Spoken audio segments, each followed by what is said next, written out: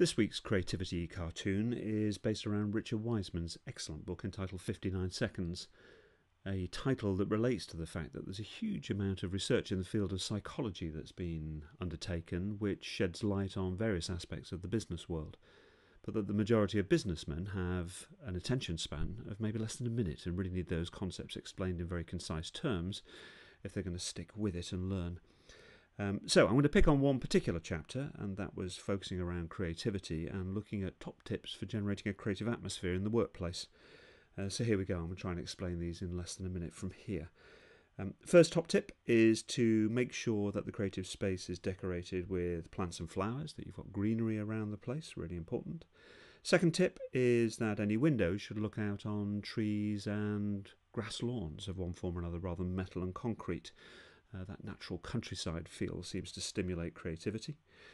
On the colour front, and there's a theme emerging here, research indicates that red is a colour that suppresses creativity, but that green actually stimulates creativity. So look for green around the place. Make sure that there's plenty of that, not just in what you find outside the windows and also the pot plants, but more generally.